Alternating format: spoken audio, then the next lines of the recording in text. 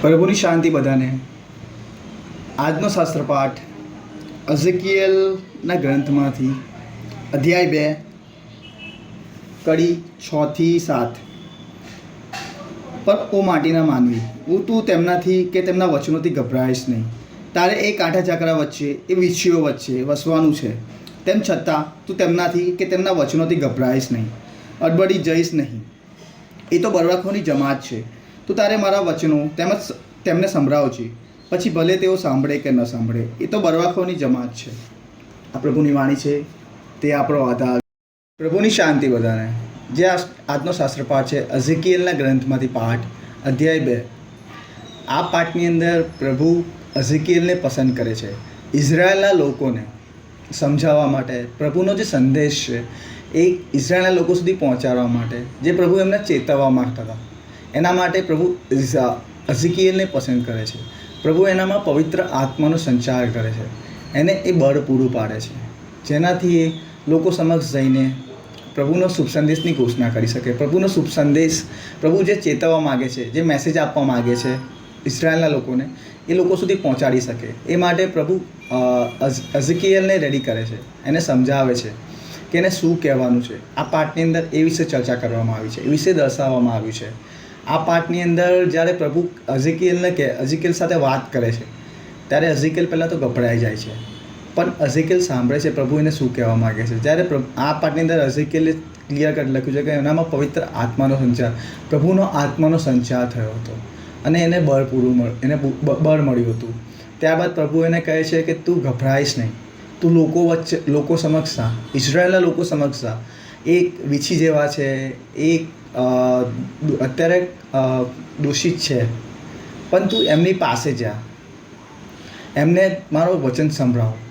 કે ઇઝરાયેલના લોકો એ ટાઈમે પાપમાં એટલા બધા ખોવાયેલા હતા કે જે પણ પ્રેષિત, જે પણ પૈગંબર પ્રભુ મોકલતા હતા બધાને મારી નાખતા હતા, કોઈનું સાંભળતા નહોતા.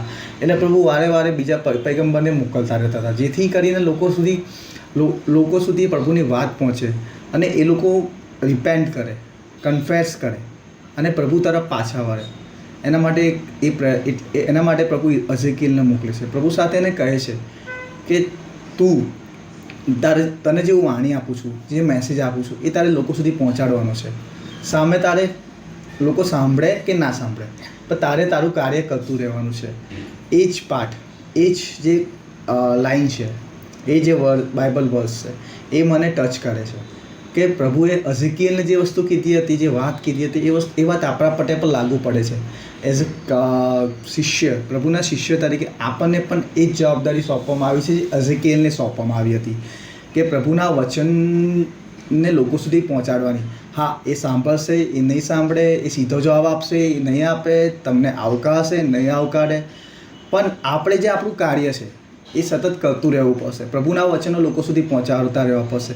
કે એ સમય એ ઇઝરાયલનો જે સમય હતો, જ્યારે પ્રભુ ઈસુ આવ્યા પહેલાંનો, એ સમય અત્યારે પણ હવે નજીક આવી રહ્યો છે, જ્યારે બધી જગ્યાએ પાપ છે, બધું જ છે, લોકો પાપમય બની રહ્યા છે, પાપના ગુલામ બની રહ્યા છે. ત્યારે આપણે એઝ અ શિષ્ય, as a disciple of Jesus, આપણી ફરજ છે, નૈતિક ફરજ છે કે આપણે લોકો સુધી વચન પહોંચાડીએ, પ્રભુના વચન પહોંચાડીએ અને લોકોને પસ્તાવો કરવા માટે અને પ્રભુ તરફ પાછા વળવા માટે આપણે પ્રેરિત કરીએ. તો આ વચન દ્વારા મને પણ એ જ પ્રેરણા મળે છે જે પ્રભુ એઝેકિયલને કહે છે, પણ એ વસ્તુ આપણા માટે પણ લાગુ પડે છે કે તમે પણ લોકો સુધી આ શુભ સંદેશની ઘોષણા કરો, લોકો સુધી વચન, બાઇબલના વચન પહોંચતા કરો.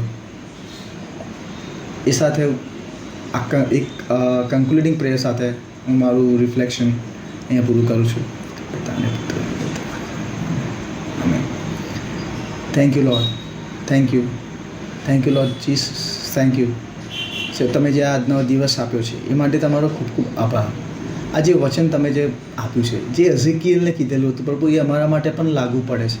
તમે અમને પણ કહો છો પ્રભુ એ જ વાત, કે તમે પણ બાઇબલના વચનની ઘોષણા કરો. પ્રભુનો જે મેસેજ છે, રિપેન્ટ એન્ડ કન્ફેસ, એ લોકો સુધી પહોંચાડો. પ્રભુ એ કાર્ય કરવા માટે અમને શક્તિ અને હિંમત પૂરી પાડજો. હંમેશા અમારી સાથે રહેજો. તમારો પવિત્ર આત્મા જેમ અઝેકિયલ પર ઉતર્યો તેમ પ્રભુ મારી પણ પર ઉતારજો, અને પ્રભુ અમને પણ એ શક્તિ આપજો, જેથી કરીને પ્રભુ અમે પણ અઝેકિયલની જેમ પ્રભુ તમારા શુભ સંદેશની ઘોષણા, તમારો મેસેજ પ્રભુ લોકો સુધી પહોંચાડી શકે. એ માટે અમને શક્તિ પૂરી પાડજો.